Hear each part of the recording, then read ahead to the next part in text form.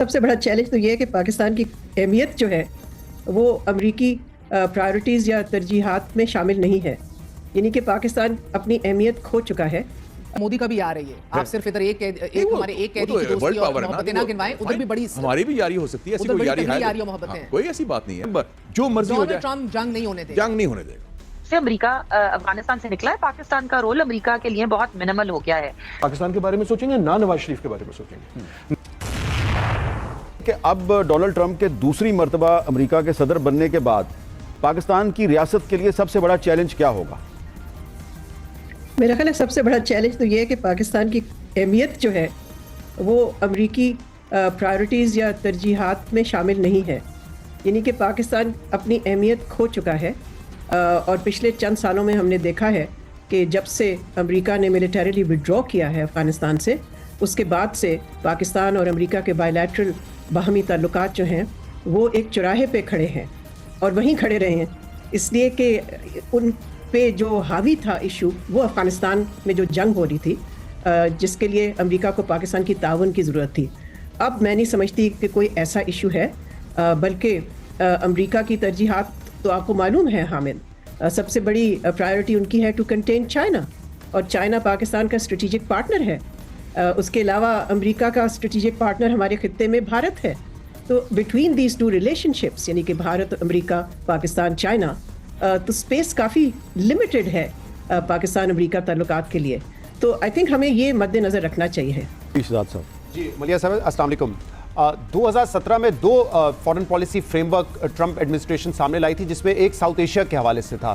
اس policy کو آپ کہاں جاتا ہوئے دیکھ رہی ہیں، کیونکہ اس وقت اوبیسلی افغانستان سے امریکہ کا انخلا بھی نہیں ہوا تھا، اور دوسرا جو ٹرمپ ایڈمنسٹریشن اور خاص طور پہ ان کی داماد کی ایک ایفرٹس تھی کہ مڈل ایسٹ کنٹریز کو کنونس کرنا کہ وہ اسرائیل کو ریکگنائز کریں، اور اس وقت آپ کو یاد ہے کہ پاکستان کے حوالے سے بھی اسپیکولیشن ہو رہی تھی، تو وہ اب پالیسی آپ کہاں جاتی ہوئی دیکھ رہی ہیں؟ دیکھیں، جہاں تک ہمارے خطے کا تعلق ہے، ساؤتھ ایشیا کا تعلق ہے، اس میں تو بہت کلیئر ہے امریکن پالیسی، اور اس میں تو تسلسل بھی ہے، چاہے وہ ٹرمپ ہو، چاہے بائیڈن ہو، چاہے اوباما ہو، سب نے بھارت کو ایک اسٹریٹجک پارٹنر کے طور پہ ایکسیپٹ کیا ہے اور ان کو رول دیا ہے، اور وہ رول آپ کو معلوم ہے کس لیے دیا ہے۔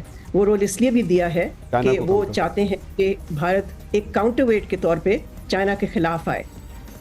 مڈل ایسٹ کا جہاں تک تعلق ہے، آپ نے ٹھیک نشاندہی کی شہزاد، کہ یہ ایبراہیم اکارڈ جن کو کہتے ہیں، جس پہ کہ ٹرمپ انتظامیہ نے اپنے پہلے ٹرم میں کوشش کی عرب ملکوں کو اسرائیل کے ساتھ تعلقات نارملائز کرانے کے، میرا خیال ہے وہ ایفرٹ ریوائیو کرے گا، لیکن اس کو ریوائیو کرنے کے لیے پہلے تو غزہ کی جنگ بند کرنی پڑے گی، اور یہ ہمیں پھر دیکھنا ہے کہ آیا، میرا اپنا خیال ہے کہ اس کی ٹاپ پرائیورٹی غزہ کی جنگ بند کرنی نہیں ہوگی، وہ ہوگی یوکرین کی جنگ کا خاتمہ کرنا، وہ اس کے لیے زیادہ امپورٹنٹ ہے میری نظر میں۔ میں غلط بھی ہو سکتی ہوں، اور وہ وہاں چاہے گا کہ وہ فورس کرے، کمپیل کرے یوکرین کو to get into negotiations with Russia, اور اس کو اس چیز کی کوئی پرواہ نہیں ہوگی کہ وہ رشین ٹرمز میں اس کی پیس ایگریمنٹ ہوتی ہے۔ ہم مودی جی کو تو کہہ رہے ہیں بات کرو، مودی جی کو مبارکباد دے رہے ہیں، مودی جی کو کہہ رہے ہیں کہ تجارت بھی کرو۔ مودی کا بھی آ رہی ہے، آپ صرف ادھر ایک ہمارے ایک قیدی کی دوستی اور محبتیں نہ گنوائیں، ادھر بھی بڑی ہماری بھی یاری ہو سکتی ہے، ایسی کوئی یاری ہے، یاری اور محبتیں، کوئی ایسی بات نہیں ہے۔ آفٹر آل اس نے مودی کو بھی ہینڈل کیا، اور یہی وہی یاری کے باوجود ٹرمپ نے کیا کہا تھا کہ کشمیر پر میں مصلحت کے لیے تیار ہوں، میڈیشن کے لیے آن ہز اون، اور اس نے یہ بھی کہا تھا کہ مودی نے مجھے کہا ہے، اور مودی نے کانٹرڈکٹ نہیں کیا۔ آج پھر کشمیر میں قرارداد پاس ہوئی ہے کہ 370 کو ریورس کیا جائے، بڑی تگڑی قرارداد ہے، تو آپ اہم دیکھیں نا کہ یہ یہ واحد امریکن پریزیڈنٹ ہے آفٹر 30 ایئرز۔ کلنٹن نے کہا تھا 1993 میں کہ it is a nuclear flash point, اب اس نے کہا تھا 2019 میں عمران خان کو کہ میں میڈیشن کے لیے تیار ہوں کشمیر پر۔ اس کا مطلب ہے وہ ریکگنائز کرتا ہے کہ کشمیر ڈسپیوٹ ہے انڈیا اور پاکستان کے درمیان، اور میں مصالحت کے لیے تیار ہوں۔ یہ ڈنٹ لائک دیٹ، تو یہ ایک پازیٹیو بات ہے۔ دیکھیں نا، یہ ڈونٹ ٹریٹ ہم لائک اے روایتی امریکن پریزیڈنٹ۔ پورے اس دنیا کا سب سے طاقتور ترین آدمی آج ڈونلڈ ٹرمپ ہے، which is a win-win and a good news for Pakistan. Yes, and good news for the world also. For world peace.